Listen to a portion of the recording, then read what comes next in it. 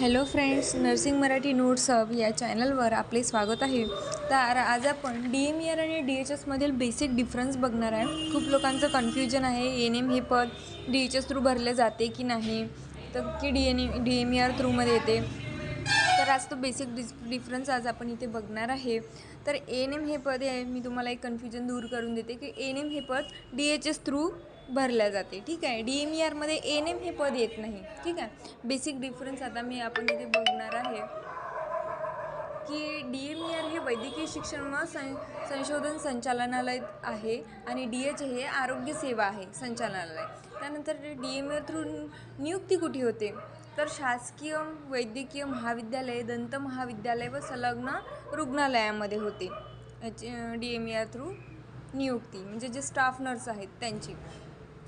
तर यामध्ये जे GMC आणि हॉस्पिटल्स आहे, गव्हर्नमेंट मेडिकल हॉस्पिटल आणि कॉलेजेस, तिथे स्टाफ नर्सची होते। यामध्ये NM हे पद कधीच भरलं जात नाही। ठीक आहे, त्यानंतर DHSची जी नियुक्ती आहे ही जिल्हा रुग्णालय, उपजिल्हा रुग्णालय, ग्रामीण रुग्णालय, प्राथमिक आरोग्य केंद्र, समुदाय आरोग्य केंद्र या ठिकाणी NMची नियुक्ती होते। ठीक आहे, तर नियुक्ती या ठिकाणी केल्या जाते। यामध्ये NM सुद्धा असते आणि अधिपरिचारिका म्हणजे NM सुद्धा भरल्या जातात। त्यानंतर काम मुख्यतः DMER मध्ये शिक्षण व विशेष उपचार देणाऱ्या रुग्णालयामध्ये असते।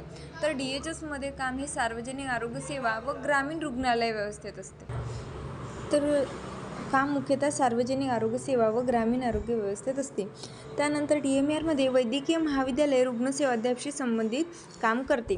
तर DHS जी आहे हे लसीकरण, मातृबाल आरोग्य, राष्ट्रीय आरोग्य कार्यक्रम, सर्वसामान्य आरोग्य सेवा यावर अधिक भर असतो। ठीक आहे, त्यानंतर पदोन्नती म्हणजे प्रमोशन कसे होते DMER मध्ये, तर DMERचे प्रमोशन हे वैद्यकीय महाविद्यालयामध्ये टीचिंगमध्ये होत असते। त्यानंतर DHS मध्ये हे सार्वजनिक आरोग्य विभागामध्ये प्रमोशन होत असते। त्यानंतर आपण पुढे बघणार आहे उपचार देणाऱ्या रुग्णालयामध्ये वैद्यकीय रुग्णसेवा अध्यक्ष संबंधित काम असते। ठीक आहे, हे आपण बघितलेलं आहे।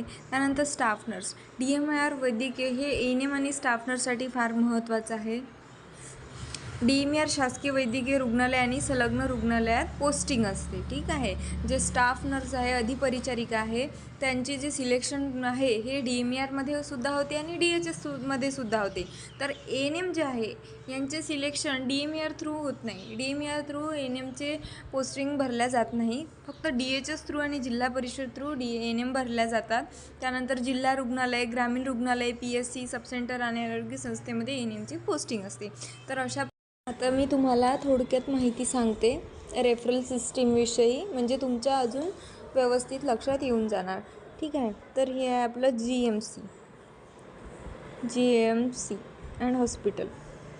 GMC and hospital DMER through भरले जातात, जसं की आपण मागे बघितलं आहे। ठीक आहे, त्यानंतर आहे आपलं डिस्ट्रिक्ट हॉस्पिटल